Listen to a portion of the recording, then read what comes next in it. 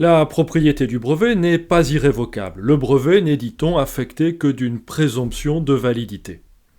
Cette présomption de validité peut être combattue dans le cadre d'une action en nullité où l'on demandera au tribunal compétent de réexaminer telle ou telle des conditions de brevetabilité. Mais revenons pour commencer sur l'opposition à enregistrement. L'opposition à enregistrement est une procédure interne à certains offices des brevets, ici par exemple l'Office européen des brevets. Dans les 9 mois qui suivent la délivrance du brevet, les tiers, les concurrents principalement, peuvent faire opposition à la délivrance du brevet. À eux de fournir des arguments de nature à convaincre la division d'opposition que le brevet n'aurait pas dû être délivré. Cela reste toutefois une action interne à l'Office des brevets, bien différente de l'action en nullité qui, elle, va être portée devant le tribunal compétent dans le territoire de validité du brevet. S'agissant des brevets valables sur le territoire français, c'est le tribunal judiciaire de Paris qui est compétent.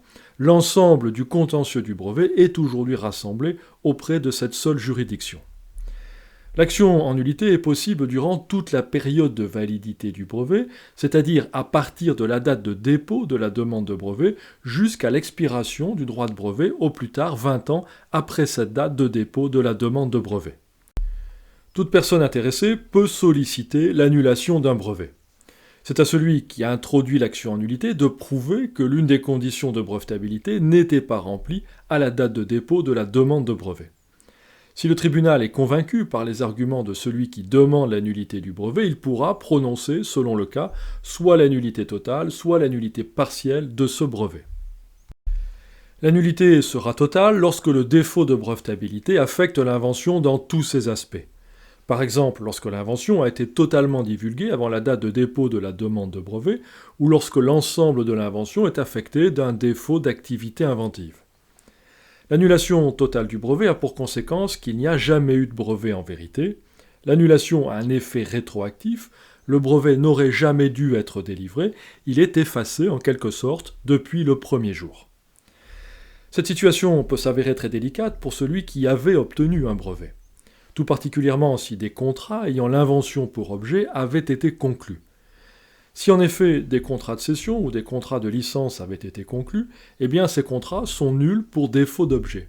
Il faudra donc remettre les choses en l'état et restituer le prix qui a été payé par l'acheteur ou par le licencié du brevet. On parlera de nullité partielle lorsque simplement un aspect de l'invention ne répond pas à l'une ou l'autre des conditions de brevetabilité. Il en sera ainsi lorsque l'une des revendications sera affectée d'un défaut de brevetabilité, un défaut de nouveauté ou d'activité inventive par exemple. En tel cas, le brevet sera maintenu en vigueur, mais il portera sur une invention réduite dans sa portée depuis le premier jour, sur une invention minorée par rapport à ce qu'elle était au moment du dépôt de la demande de brevet. Cette situation aura des conséquences sur les contrats relatifs à l'invention brevetée. Ces contrats ne seront toutefois pas annulés pour défaut d'objet puisque le brevet est toujours en vigueur. Les co-contractants pourront cependant réclamer la résolution judiciaire du contrat et ou des dommages et intérêts. Avoir obtenu un brevet, c'est être propriétaire d'une invention, disposer d'un droit de propriété, d'un monopole d'exploitation de l'invention, et ce monopole d'exploitation de l'invention, le propriétaire du brevet pourra le faire respecter par voie judiciaire s'il le faut. L'action civile en contrefaçon est de la compétence du tribunal judiciaire de Paris. C'est au propriétaire du brevet qui constate des agissements de contrefaçon d'introduire une action en contrefaçon. Ce sera à lui de démontrer la réalité et l'importance de cette contrefaçon. Est qualifiable de contrefaçon toute exploitation de l'invention qui n'a pas été autorisée par le propriétaire du brevet, qu'il s'agisse de fabrication, de commercialisation, d'importation ou d'offre de vente de produits qui incorporent l'invention. Toute exploitation de l'invention est sous le contrôle du propriétaire du brevet, à l'exception cependant des mises en œuvre expérimentales de l'invention. L'idée ici, c'est de favoriser la recherche, le développement, c'est de permettre aux concurrents de réaliser des perfectionnements de l'invention brevetée. Ces perfectionnements pouvant eux-mêmes constituer des inventions protégeables par brevet. Quelles peuvent être les demandes du propriétaire du brevet dans le cadre d'une action en contrefaçon ?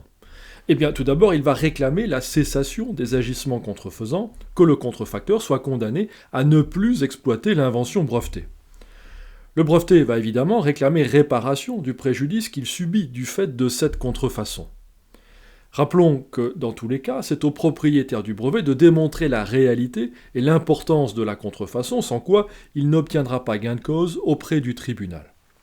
Il pourra notamment réclamer réparation des bénéfices que la contrefaçon lui a fait perdre, de l'atteinte à son image, de la désorganisation de ses marchés, etc. Indiquons pour finir que le licencié qui va subir aussi les conséquences négatives de la contrefaçon peut demander au propriétaire du brevet d'initier l'action en contrefaçon et de se joindre lui-même à cette action pour la défense de ses propres intérêts. Lorsque le licencié est un licencié exclusif, il pourra lui-même conduire l'action en contrefaçon si le propriétaire du brevet ne le fait pas. Dans le cadre d'un procès en contrefaçon, nous avons dit que c'est au propriétaire du brevet de démontrer la réalité et l'ampleur de cette contrefaçon. La preuve de la contrefaçon peut être rapportée par tout moyen légaux s'entend. Il pourra s'agir de photographies, de documents, d'échantillons qui seront versés au dossier par le propriétaire du brevet. La difficulté ici, c'est que les preuves de la contrefaçon sont souvent dans des locaux privés, le propriétaire du brevet ne pouvant évidemment pas sans autorisation accéder à ces locaux. Conscient de cette difficulté, le législateur a institué une procédure particulière de constitution de preuves, la saisie contrefaçon. Comment se déroule cette procédure ? Le titulaire du brevet va devoir demander une ordonnance de saisie contrefaçon au président du tribunal judiciaire de Paris. On va devoir prouver que l'on est propriétaire d'un brevet qui est toujours en vigueur et apporter des commencements de preuve de la contrefaçon.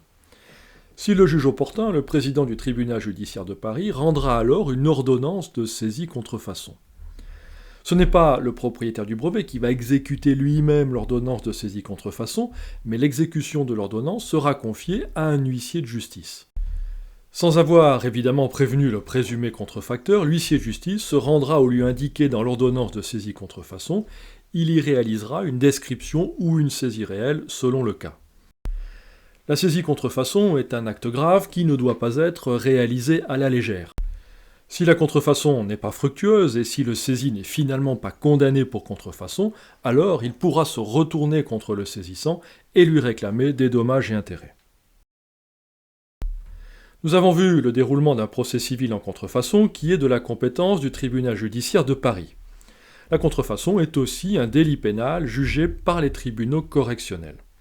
Lorsqu'il constate des faits de contrefaçon, le propriétaire d'un brevet a donc la possibilité de porter plainte, ce qui pourra déclencher un procès pénal.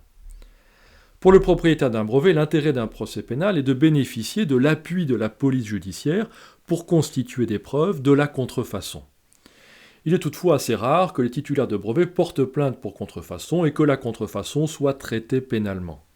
Le plus souvent, le propriétaire du brevet se contente d'un procès civil, son objectif principal étant d'obtenir des dommages et intérêts. Ce qu'il faut comprendre, c'est que dans le cadre d'un procès pénal, le tribunal va condamner le contrefacteur au nom et dans l'intérêt de la société dans son ensemble. À cet égard, l'amende qui pourra être prononcée sera versée au trésor public. Ce n'est que dans un second temps du procès pénal que le propriétaire du brevet, en tant que victime de l'agissement délictueux, réclamera réparation du préjudice qu'il a subi.